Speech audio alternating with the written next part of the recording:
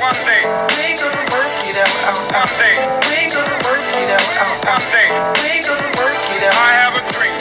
I got a dream. One day. We gonna work it out. One day. We gonna work it out. One day. We gonna work it out. I have a dream. On the nation's website, refugees is listed alongside topics like poverty as a global issue. However, the identification of refugees and asylum seekers as a social injustice is far more ambiguous.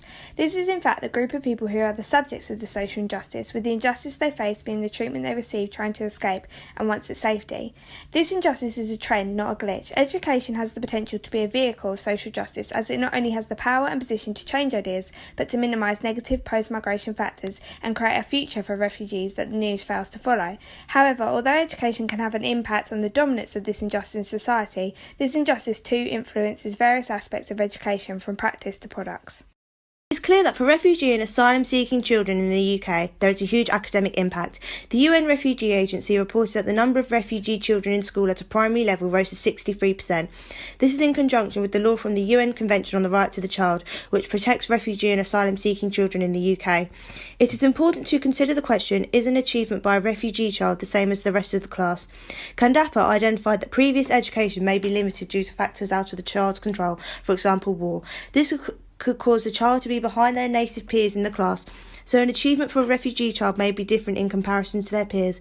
Silence and trauma faced by the refugee could also cause a delay in progress or lack of attendance, so even just a child attending school could be seen as an achievement.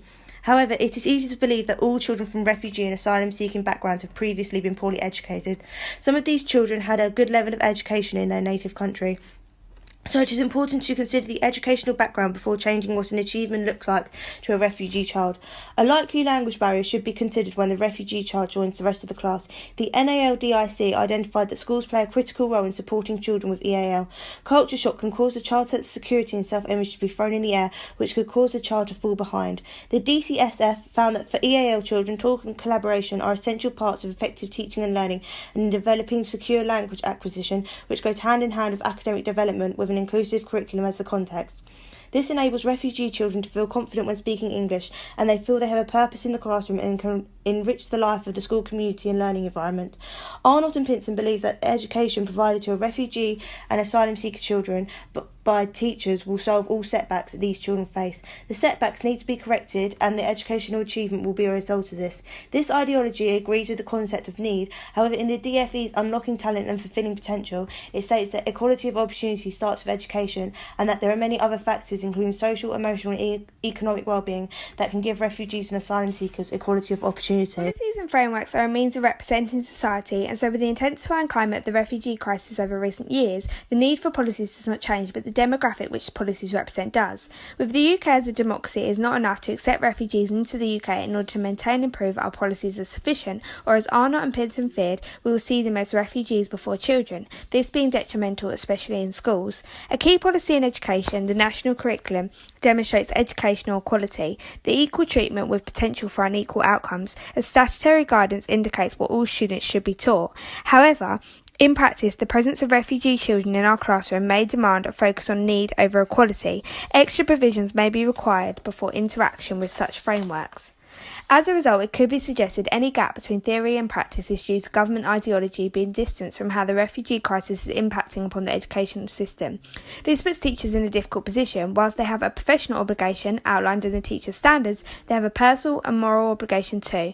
Another aspect of policy which impacts upon the education of this particular group is the language exercise in policies. From national policies such as processing children's asylum claims to local organisations like CRAM, there is a dominant use of exclusive language, like the term UASC. To increase inclusivity, the term separated children has been suggested to remove the social associations that are attached to refugees and asylum seekers and better anticipate the range of circumstances and the product of the crisis, a vulnerable child. Policies on a national and local level still appear to lack a sufficient grasp on the extent of the crisis. For instance, in Canterbury from 2017 to 2019, the percentage of minority ethnic groups in primary schools rose 0.8%, and in 2019, 81% of primary pupils were white British compared to a 66% national average. How can we enforce national policies when it does not apply in the same degree to all? Social media can have a major impact on the way that refugees are portrayed to the individuals in the home country. This is due to newspapers including mainly negative headlines and stories, leading us as the readers to believe these things are true. Newspapers and social media sites are there for everyone to see and have their opinions on. This can have an impact on the refugees that enter the country, as these opinions aren't always positive.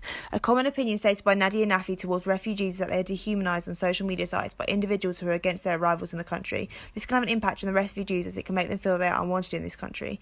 To follow on from this, the immigrants and refugees that are children can also suffer from these negative mindsets of these individuals on social media. Children are able to read these opinions that are said about refugees and are therefore able to absorb it and portray it in their own opinions towards other children in their class in the school setting. This can therefore affect any refugee children that hear these comments, have an impact on these children's education.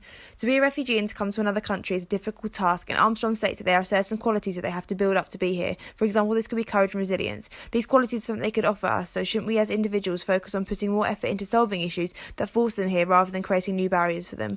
In a recent BBC News report, a BBC correspondent stated that refugees are not stopping, don't want to help, and for them it is a desperate race to the UK. This shows how desperate these individuals are to get to safety, which is something as a country we're able to offer them. Therefore, shouldn't we be promoting this rather than using social media to spread negativity?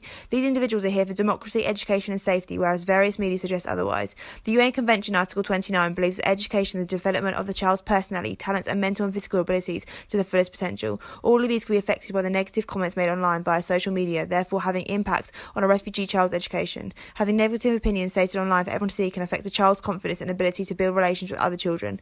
As the UN Convention suggests, a holistic approach to education is not just what the children are being taught, it's also the development of the individual, which is likely to be affected through people's negative views on social media. This will also have an impact on the teachers who have to challenge this in their classrooms. It should be incorporated into the curriculum, the need to be inclusive so that all the children have the same opportunity to feel valued within the classroom. A school environment should be a safe place for a child, so why are we creating barriers through social media to hinder these children's progress? There are a variety of ways that refugee children may present in class. Some of these include having a lack of English language ability, different accents, and potentially a lack of resources such as uniform, stationery, and clean clothes, all making them extremely vulnerable and potentially susceptible to bullying. A study by UNICEF in 2016, based in Italy, found that 17.9% of migrant and refugee children compared to 11.4% of other children were victimised in school, providing evidence that refugee children face a higher risk of bullying. Arriving in a new environment like school can be a real culture shock to a refugee child. It can make them feel isolated, anxious, and like they're different to the other children. In addition to this, the experiences they have faced to get to the new country could cause their childhood to suffer, affecting their abilities to play with other children comfortably and also their reading and writing skills. If they've been separated from relatives, they may face attachment issues and cling to teachers. These are potentially long-term impacts on the child, and as teachers we must consider ways to help aid the emotional well-being of the child. Educating the class will also aid this massively, as stigma is built from a lack of education. I think it is important that a new refugee child who has just arrived at the school is put straight into a classroom. Being in a classroom will give the child a structure which is something they're unlikely to have had before. These children may have limited English, therefore using picture cards to show and explain the daily routine will allow the children to see what is expected of them. They'll be partaking in the same activities as the other children, making them feel included in this safe environment. If they were to be kept from the classroom, they will not be introduced to the children, therefore won't be able to build these important relationships. It will also make them feel different to the other children, as they'll be asking why they can't be included in what the other children are doing. I believe no, because it needs to be established at what point their development is at and understand and familiarise themselves with the system. If the child is thrown straight in, then it will cause confusion for that child, and the teacher may be drawn away to give one-to-one support, which could segregate the child further rather than integrating them and including them in the system. I agree that it is important. Teachers are ultimately only human at the end of the day, and you can promote positive values such as empathy and confidence in order to provide support for the refugee children. This topic is an extremely emotional one, which would impact even the most experienced of practitioners. No, I believe that teachers need to be professional in their role whilst following the teacher's standards. Teachers should have an impartial view in the classroom and treat all students equally and think about the whole class and not just single identified children. As teachers in a classroom, we need to remember who is at the core of everything we do, the children. It's hard to say the least, the urge to take on the fight for social justice ourselves. However, we need to remember why we are here and what we can do. As teachers in our own practice, we may not be able to eliminate this social justice for this particular group. However, we can eliminate this injustice's existence within our own classrooms. Teachers should be aware of all the children in their class and the certain needs and background that each child has. Therefore, the teacher should be aware of a child that has refugee status. However, this should not in any way dominate their approach to that child, nor should it damage the relationship they have with that child. Being too dominant in this field can shift the way the child respects you as an adult and in the long run have a negative effect on the child. As teachers, we need to remember why we are doing this and the power we have that can affect each child's chances of receiving the education they deserve and are desperate for. We should be fighting their barriers and